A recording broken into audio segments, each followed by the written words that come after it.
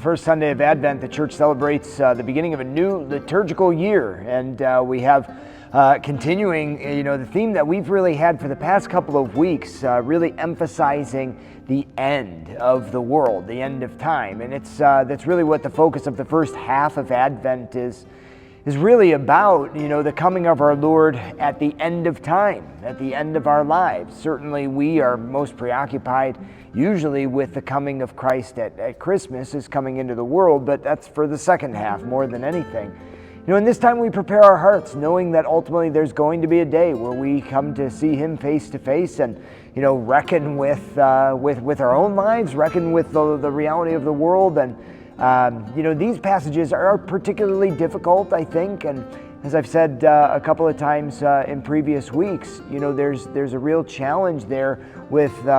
what Jesus says about the trials that are coming. But if you pay close attention, if you make it through the challenges of the reading itself, you hear in the gospel reading that even though, people will die of fright of the difficulty of these times, at the end of time, what are we to do? Stand up straight and look up, because your redemption is at hand. The difficulty of those challenges and trials, whatever they may be, isn't, it isn't the cause or sign of your, annihilation, your disappearance, your destruction. They are cause for true hope and expectation of the coming of the Lord. And I think that really ought to be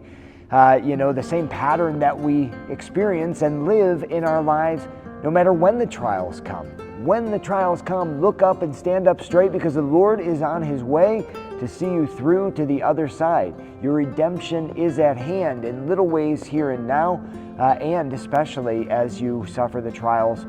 as you go through your life, at the end of your life, at the end of time, whatever it may be. But the Lord wants to prepare our hearts, with a long view, not just about these 4 weeks and this particular season, but for the rest of our lives, that we might be prepared to pass through all of the difficulties we experience, ultimately to really stand up straight and looking up to experience the redemption that He has won for us.